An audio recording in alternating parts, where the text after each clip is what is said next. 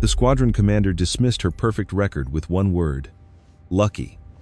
But when enemy forces launched their largest offensive, and Jessica Blake became the only thing standing between them and total victory, her 89 consecutive kills without a single miss would prove that preparation looks like luck to people who don't understand excellence. Meet Staff Sergeant Jessica Blake, 27 years old, with focused gray eyes that calculated trajectories faster than computers and steady hands that had never known the meaning of failure. For 18 months, she had served as a precision marksman for coalition forces, but to most of her colleagues, she was just the lucky sniper who somehow never missed. Jessica's perfect shooting record had become both her greatest achievement and her biggest burden. Every successful shot was dismissed as fortune rather than skill.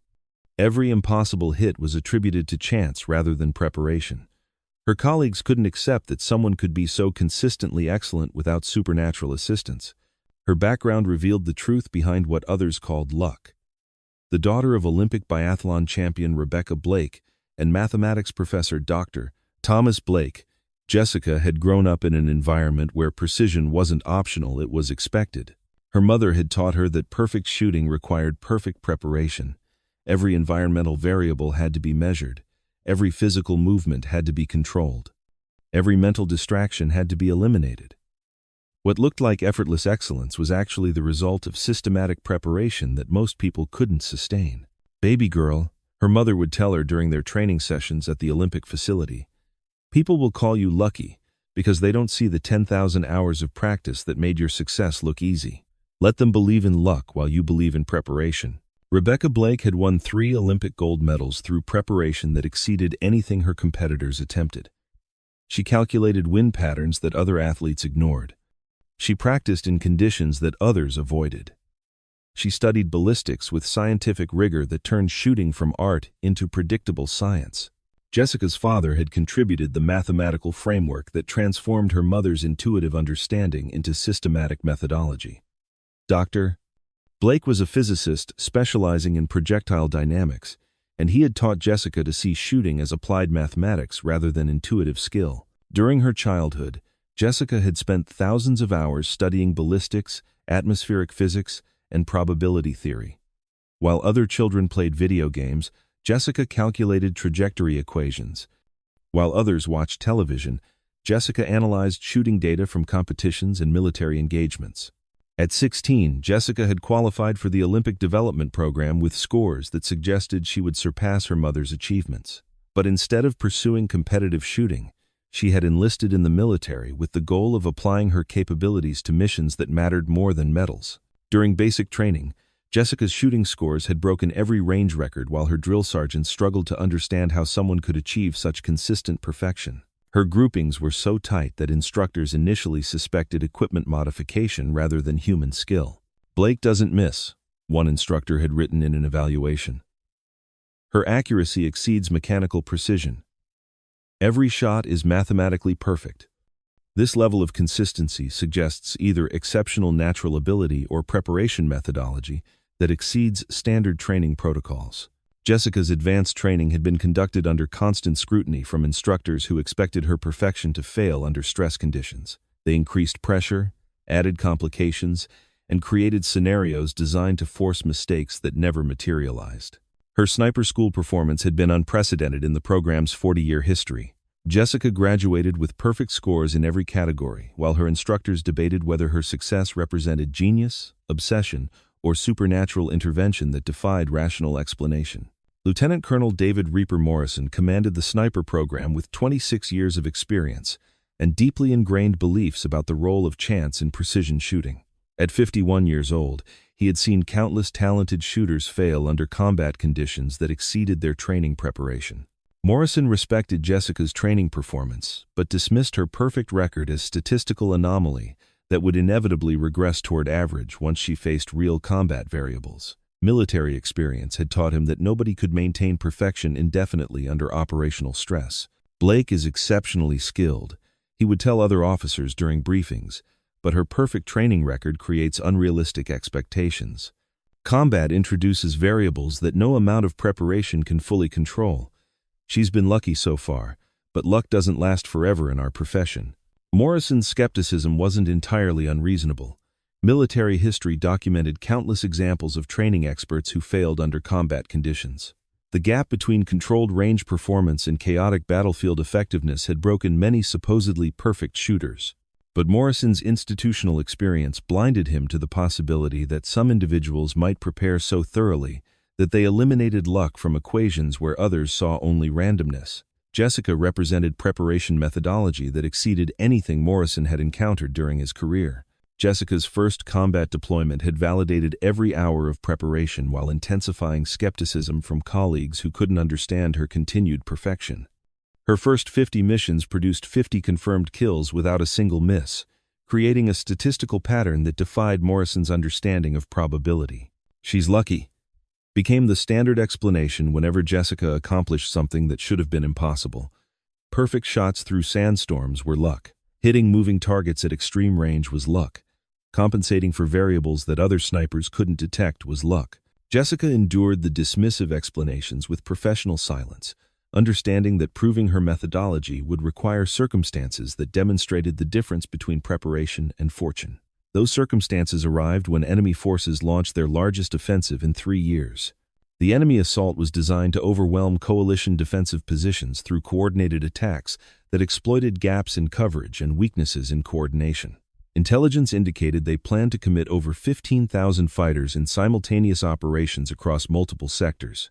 Coalition forces were outnumbered and outgunned in ways that made conventional defensive success questionable. The tactical situation required every asset to perform at maximum effectiveness, while hoping that enemy coordination would fail before coalition positions collapsed. Jessica's unit was assigned to defend a critical mountain pass that controlled access to the primary coalition supply route. Loss of the pass would cut off 3 forward operating bases and force withdrawal of over 2,000 coalition personnel from territory that had cost hundreds of lives to secure.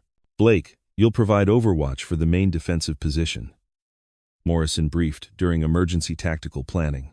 "We're facing overwhelming numbers, so don't expect perfect conditions or ideal shots. Do your best and conserve ammunition for high-value targets." Jessica studied the tactical maps and intelligence assessments with the methodical approach her parents had taught her. The enemy offensive would create target-rich environments, but it would also present the most challenging shooting conditions she had faced during her deployment. "Sir," Jessica replied calmly, "I understand the tactical situation. I'll engage targets as opportunities present themselves." The enemy assault began at dawn with artillery bombardment designed to destroy defensive positions and create chaos that would facilitate their ground attack. Coalition forces took cover while Jessica established her shooting position, overlooking the approaches where enemy forces would advance. At 0630, the first wave of enemy fighters emerged from concealed positions and began their assault on coalition defensive lines. Jessica began engaging targets with the systematic precision that had defined her entire military career. Her first shot eliminated an enemy squad leader at 700 meters, creating confusion among fighters who had expected to advance without sniper opposition. Her second shot killed the replacement leader before he could establish control, turning organized assault into uncertain advance. Jessica's third through 10th shots eliminated enemy heavy weapons crews who were providing suppressive fire for advancing infantry. Each kill was calculated to maximize tactical impact while conserving ammunition for the sustained engagement she knew was developing. "Impossible," muttered one of Jessica's spotters watching through binoculars. "She's hitting everything she aims at under these conditions." Jessica's 11th through 20th kills targeted enemy communications personnel who were coordinating the assault waves. Without effective communication, the enemy's numerical advantage became a liability as units lost coordination and began operating independently. By 0700, Jessica had eliminated 20 enemy fighters with 20 shots, while the main defensive position was holding against assault waves that were losing cohesion. But the enemy offensive was just beginning, and Jessica's most challenging shooting was still ahead. The second enemy assault wave attacked at 0730, with increased numbers designed to overwhelm defensive positions through sheer volume of fighters. Jessica adjusted her targeting priorities, focusing on leaders and weapon specialists whose elimination would create maximum disruption. Her 21st through 40th kills came during the most intense phase of combat, eliminating enemy fighters who were advancing through smoke, dust, and chaos that should have made accurate shooting impossible. Each shot compensated for variables that conventional wisdom said couldn't be calculated under combat stress. "She's not missing," Jessica's spotter transmitted to Morrison's command post with amazement in his voice.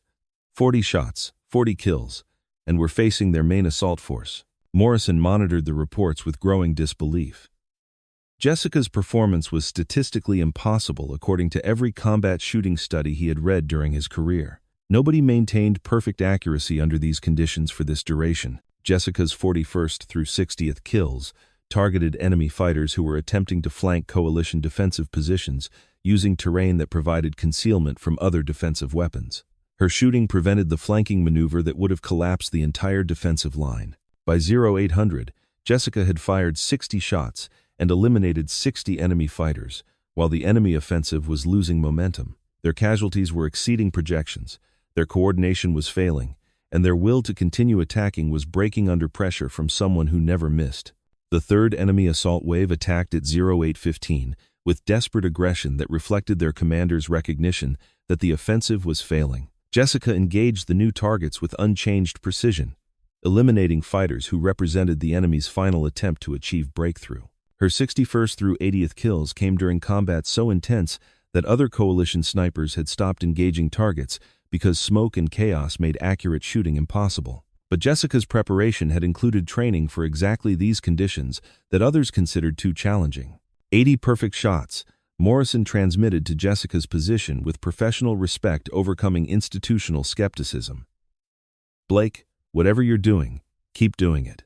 You're holding the entire defensive line. Jessica's 81st through 87th kills eliminated the last enemy leaders who were trying to rally their fighters for one final assault. Without leadership, without coordination, and facing a sniper who seemed capable of hitting anything she aimed at, the enemy offensive collapsed. Her 88th kill eliminated an enemy commander who was attempting to organize withdrawal under fire. Her 89th kill stopped an enemy sniper who had been targeting coalition defensive positions but made the fatal mistake of exposing himself while trying to locate Jessica's position. At 0845, the enemy offensive ended in complete failure.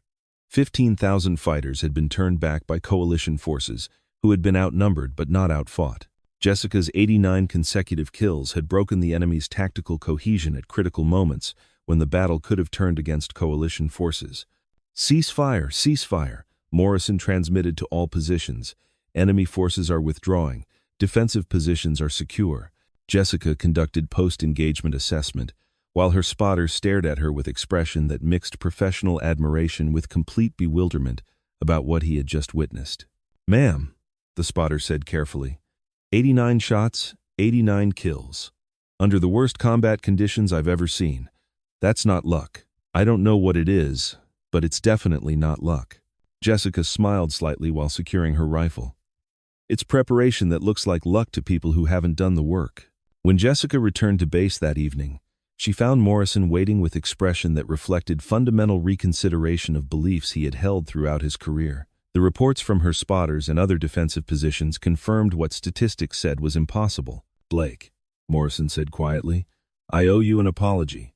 I've been calling your perfect record luck because I couldn't understand how someone could be that consistently excellent. Today you proved that what I called luck was actually the most thorough preparation I've ever witnessed."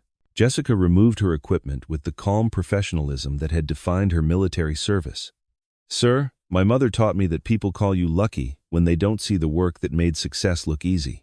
I've been preparing for today's engagement my entire life." Morrison nodded slowly, understanding that Jessica's 89 consecutive kills without a single miss represented capabilities that exceeded conventional training methodology. Her success wasn't supernatural, it was what happened when exceptional preparation met exceptional situations.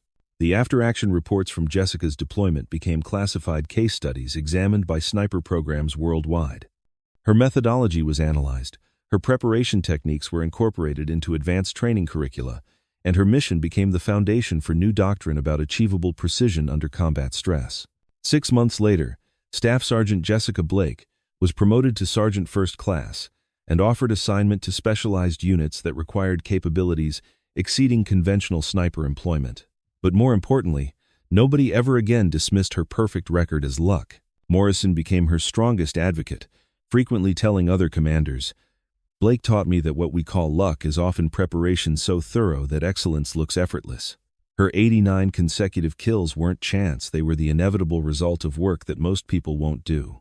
Today, Master Sergeant Jessica Phantom Blake runs advanced precision shooting programs, teaching methodology that combines her mother's Olympic preparation techniques with her father's mathematical frameworks. Her students learn that perfect shooting isn't about talent or luck. It's about preparation that eliminates chance from equations where others see only randomness.